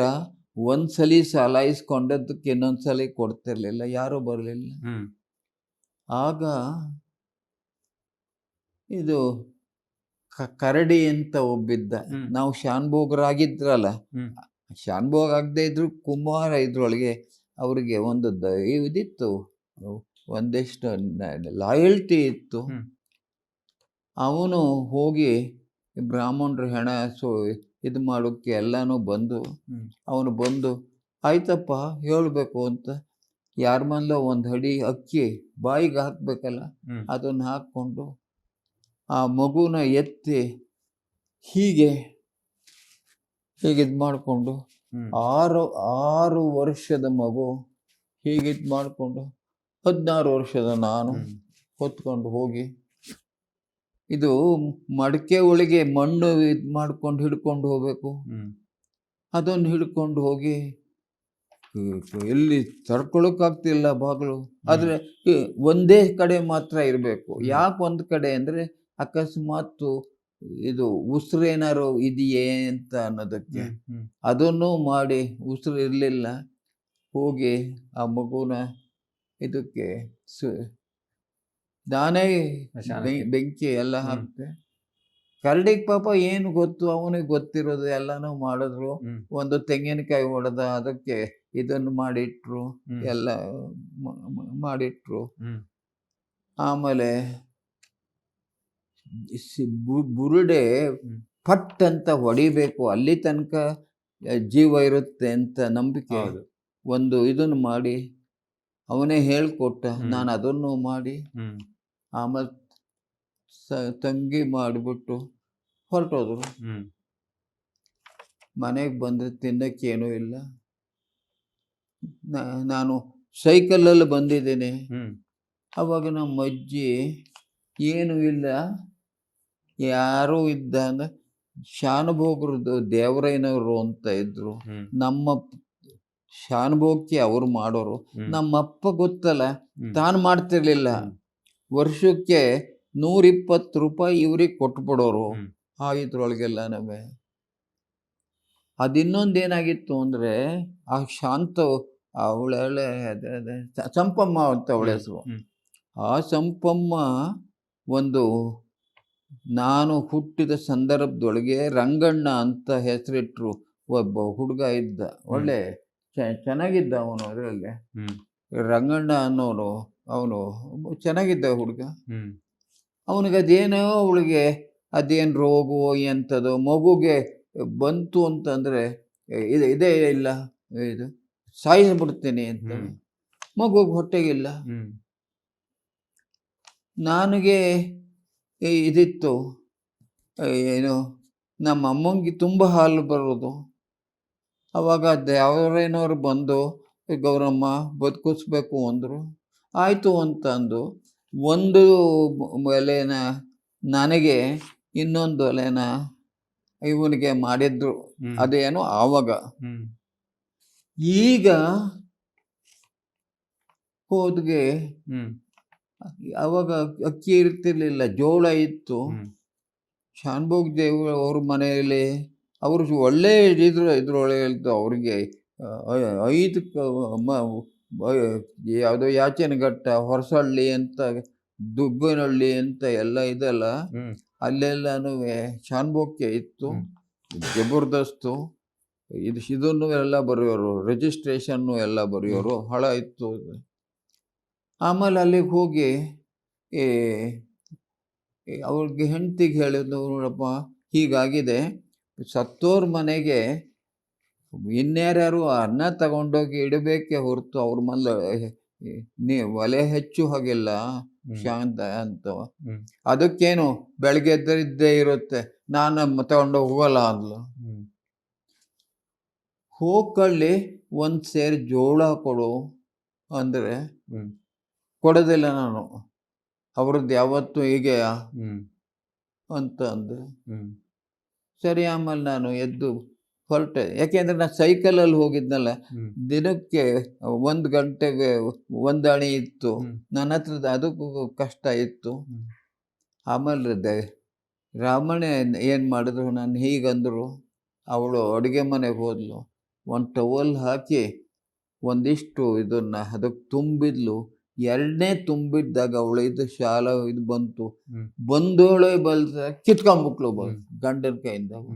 ಇವ್ರು ಹೇಳಿದ್ರು, ನಿನ್ನ ಇವನು ಹಾಲನ್ನು ಇವರಮ್ಮ ಬಿಡಿಸಿ ಇವನಿಗೆ ಬದುಕಿಸಿದಾಳೆ ನಮ್ಮ ರಂಗಣ್ಣನ, ಅಂಥದ್ರೊಳಗೆ ಸತ್ತಾಗ ಏನೀಗ ಮಾಡ್ತೀಯ ಹಾಗೆ ಅಂತ ಅಂದರೆ, ಇವ್ರದ್ದು ಯಾವತ್ತೂ ಇರುತ್ತೆ ಅಂತ ಅದನ್ನು ಕಿತ್ಕೊಂಡು ಬಿಟ್ಲು. ಆವಾಗ ದೇವ್ರೇನವರು ನನಗೆ, ಮಗು ನಾನೇನು ಏನು ಮಾಡ್ಲೋ ಅಂತ ಕಣ್ಣಲ್ಲಿ ನೀರು ಬರೋದು. ಏನು ಮಾಡೋದು ಬೇಡ, ಸೈಕಲ್ ಹೊಡ್ಕೊಂಡು ಹೋಗಿ, ಆವಾಗ ನಾನು ಅಲ್ಲಿ ಸಿನಿಮಾ ಟಾಕೀಸ್ನೊಳಗೆ ಇದು ಮಾಡೋದಿದ್ದ. ಅಲ್ಲಿ ರಾಮು ಅಂತ ಒಬ್ಬ ಇದ್ದ, ದಳಗೋರಿ ಅಲ್ಲ, ಅದೆಂಥದ ಗೌಡ್ರು ಅಂತ ಓನರು. ಅವ್ರಿಗೆ ಈ ಹೆಂಡತಿ ತಮ್ಮನ ಮಗಳ ರಾಮು ಅಂತ ಇದ್ದ, ನನ್ನ ಕ್ಲಾಸ್ಮೇಟು. ಸರಿ, ಅದೇನಾಯಿತು ಸಿನಿಮಾದಲ್ಲಿ, ಇದನ್ನು ನಾನು ಭಿಕ್ಷಾನ್ನ ಮಾಡ್ತಾ ಇದ್ನಲ್ಲ, ಭಿಕ್ಷಾನ್ನ ಮಾಡುವಾಗ ಆಕೆ ಇವನು ಕೃಷ್ಣ ಅನ್ನೋನಿದ್ದವರು ಕರೆದು ಭಿಕ್ಷಾನ್ನ ಅಂದರೆ ಭಿಕ್ಷಾಲ್ವೇನೋ ನೀನು, ನಾನು ಮುಂಜಿ ಜನವರ ಹಾಕ್ಸೇ ಇರಲಿಲ್ಲ, ಒಂದು ಜನವರ ಹಾಕ್ಕೊಂಬಿಟ್ಟೆ, ಭವತಿ ಭಿಕ್ಷಾ ಅಂದೇಹಿ ಅನ್ನೋರು ಎಲ್ಲರೂ ಮನೆಯಲ್ಲೂ ಅನ್ನ ಹಾಕೋರು, ಹೊಟ್ಟೆ ತುಂಬ ಆಗೋರು, ಖರ್ಚು ಏನು ಮಾಡಬೇಕಾಯ್ತು. ಈ ರಾಮು ಹೇಳ್ದ, ಅವನು ಗೌಡ್ರ ಇವನು ಹೆಂಡತಿ ತಮ್ಮನ ತರಕ್ಕೆ, ಅವನು ಹೇಳಿ ನನಗೆ 5 ರೂಪಾಯಿ ತಿಂಗಳಿಗೆ 2 ಶೋ ಸಾಯಂಕಾಲ ಈ ಸೆಕೆಂಡ್ ಶೋ ಇರಬೇಕು, ಅಷ್ಟೊತ್ತಿಗೆ ಊಟಕ್ಕೆ ಸರಿ ಹೋಗೋದು, ಆಮೇಲೆ ತೂಕಡಿಕೆ ಬರೋದು, ಓದಕ್ಕೆ ಇದೇ ಇರಲ್ಲ. ಆವಾಗ ಇವನು ಹೇಳ್ದ, ಇದರಲ್ಲಿ ಮಾಡು ನೀನು. ಹಾಂ, ಇನ್ನೊಂದು ಏನಾಯಿತು, ಭಿಕ್ಷಾನ್ನ ಬಂತಲ್ಲ, ನಮ್ಮ ತಂದೆ ಬಂದರು, ಅದು ನಾನೇನು ಮಾಡಿದೆ, ಅದು ಹಾಕಿದೆ, ನನಗೂ ಅವ್ರಿಗೂ ಹೊಟ್ಟೆ ತುಂಬಿತು. ರಾತ್ರಿಗೆ ಭಿಕ್ಷೆ ಹೋಗು ಅಂದರು. ಅವರು ಹಗಲೋಗ್ದವ್ರು ರಾತ್ರಿ ಇದು ಮಾಡಿದೆ, ಇನ್ನೊಂದು ಬೇಗ ಹೋಗು ಅಂದರು. ನಾನು ಹೋಗಿ ಎಲ್ಲ ಮಾಡಿದೆ. ಒಂದು 4 ದಿವಸ ತಿಂದ್ಕೊಂಡು ಎಲ್ಲ ಇದಾಗಿತ್ತು. ಆಮೇಲೆ ನಾನು ಹೇಳಿದೆ, ನನಗಿದೆಲ್ಲ ಇಷ್ಟ ಇಲ್ಲ, ಇದೆಲ್ಲ ಮಾಡಿಕೊಂಡು ನಿನಗೆ ಶಾನ್ಭೋಗಿಯಲ್ಲಿ 120 ರೂಪಾಯಿ ಆಗುತ್ತೆ, ನಮ್ಮ ಹಳ್ಳಿಯವರು ಎಲ್ಲನೂ ದಿನಸಿಗೆಲ್ಲ ಕೊಡ್ತಾರೆ, ಅವನು ಅದೆಲ್ಲನೂ ಮಾರಿಬಿಟ್ಟು ತಿಪ್ಟೂರ್ಗೆ ಹೋಗಿ ಆ ಹೋಟ್ಲಲ್ಲಿ ತಿನ್ಬಿಡೋನು. ನಮ್ಮ ಅಜ್ಜಿ ಇರೋರು ಹೆಣ್ಣು ಮಗು ಇತ್ತು ಒಂದು, ಲಲಿತಾ ಅಂತವ, ಅದಕ್ಕೂ ಕೂಡ ಕೊಡ್ತಿರ್ಲಿಲ್ಲ. ಇವನಿಗೆ ಯಾವಾಗ ಬಂತೋ ಅಲ್ಲಿ ಹೋಗ್ಬಿಟ್ಟು ಅವನಿಗೆ ಮುಂಜಿನೇ ಹಾಕೊಳ್ಳಿಲ್ಲ, ಕಳ್ಜನವರ ಹಾಕೊಂಡ ಅಂತ ಹೇಳೋರು. ನಾನು ಅವನು ಹೋದ ನೆಕ್ಸ್ಟ್ ಡೇ ಇದಕ್ಕೆ ಹೋದರೆ, ಇದು ಒಬ್ಬ ಹೆಂಗಸರುಗಳು ಈಗಲೇ ಸುಳ್ಳು ಹೇಳೋದು ಕಲ್ತ್ಕೊಂಡಿದ್ದವರು, ನಿನಗೆ ದೇವ್ರು ಒಳ್ಳೇದು ಮಾಡ್ತಾರನೋ, ಕಳ್ಳ ಹಾಕ್ಕೋಬಹುದೇನೋ ಅಂದ. ನಾನು ಅವ್ರ ಮನೆ ಬಿಟ್ಟು ಹೋದೆ. ಹೀಗೆ 10 ಮನೆಗೆ ಹೋದ್ರು ಹೀಗೆ ಆಯಿತು, ಯಾರೂ ಅನ್ನ ಹಾಕಲಿಲ್ಲ. ಆವಾಗ ರಾಮು ಹತ್ರಕ್ಕೆ ಹೋದೆ. ಆ ರಾಮು ಹೇಳಿದವನು, ಏನು ಬೇಡ, ಒಂದು ಸ್ಟೋವ್ ಇಟ್ಕೊ. ಅವನೇ ಏನು ಮಾಡೋನು ಅಂತಂದರೆ, ಇನ್ನೊಬ್ಬ ಇದ್ದ ಹಿಂಭಾಗದಲ್ಲಿ ಎಲ್ಲ ಮಾಡೋನಿಗೆ, ಅವನು ಸ್ವಲ್ಪ ಯಾರೋ ಹೆಂಗಸ್ರ ಹತ್ರ ಮಿಸ್ಬಿಹೇವ್ ಮಾಡಿದ್ನಂತೆ. ಈ ರಾಮು ಇದ್ನಲ್ಲ, ಅವನು ಒಂದು ಟ್ರಿಕ್ ಮಾಡ್ದ. ಮುಸಲ್ಮಾನರು ಹೆಂಗಸರು ಆ ಕಡೆಯಿಂದ ಬರೋರು, ಆದರೆ ಅವ್ರು ಬಂದು, ರಾಮು ನನಗೆ ಅಲ್ಲಿ ಇದನ್ನು ಹಾಕಿದೆ, ದುಡ್ಡು ನಿಮ್ಮ ಕೈಲಿ ಕೊಡ್ತೀನಿ, ನೀನೇ ತರಿಸ್ಕೊ ಅಂತ. ಅವನು ನನಗೆ ಹೇಳೋನು, ಇಸ್ಕೊಂಬರ್ರಿ ಅಂತ ಹೇಳೋನು. ನನ್ನ ಕೈಲಿ ಆಗಲ್ಲ ಅಂತ ನಾನು ನಾಟಕ ಆಯ್ದುಕೊಳ್ಳ. ಅವ್ರು ಹೋಗೋರು, ನಾನು ಆ ದುಡ್ಡನ್ನು ಬಾಯಿಗೆ ಹಾಕ್ಕೊಳ್ಳೋದು. ಆಮೇಲೆ 3rd ಕ್ಲಾಸ್ನೊಳಗೆ ಬರೋ ದುಡ್ಡೊಳಗೆ ರಾಮು, ಯಾಕೆಂದರೆ ಆ ನಾಟಕದ ಕಂಪ್ನಿಯವರೇ ಇಬ್ಬರನ್ನು ಕಳಿಸೋರು, ಎಷ್ಟು ಜನ ಯಾರ್ಯಾರು ಅಂತವ, ಹೀಗೆ ಮಾಡಿ ಒಂದಿಷ್ಟು ದುಡ್ಡು ಹೊಡೆಯೋರು ನಾವು. ಅದರೊಳಗೆ ಅನ್ನ ತಿನ್ನೋದು ಹೀಗಿತ್ತು. ನೋಡಿದ್ರಲ್ಲ ವೀಕ್ಷಕರೇ, ಇಷ್ಟೊತ್ತು ನಮ್ಮ ನಾಡಿನ ಶ್ರೇಷ್ಠ ಕಾದಂಬರಿಕಾರ SL ಭೈರಪ್ಪನವರ ಅವರು ವಿಶ್ವವಾಣಿ ಜೊತೆ ಸುದೀರ್ಘವಾಗಿ ತಮ್ಮ ನೆನಪುಗಳನ್ನು ಹಂಚಿಕೊಂಡ್ರು. ತಮ್ಮ ಹುಟ್ಟೂರಿನ ಸನ್ಮಾನದ ಸಂತೋಷದಲ್ಲಿ ಅವರಿದ್ದಾರೆ. ಈ ಸಂತೋಷದಲ್ಲಿ ನಾವೆಲ್ಲ ನಾಡಿನ ಜನರೆಲ್ಲ ಪಾಲ್ಗೊಳ್ಳೋಣ. ವಿಶ್ವವಾಣಿ ಪರವಾಗಿ, ಈ ನಾಡಿನ ಪರವಾಗಿ ಅವರಿಗೊಂದು ಧನ್ಯವಾದಗಳನ್ನು ಸಮರ್ಪಿಸ್ತೇವೆ. ಥ್ಯಾಂಕ್ ಯು ಸರ್, ಇಷ್ಟೊತ್ತು ಮಾತಾಡಿದ್ದಕ್ಕೆ.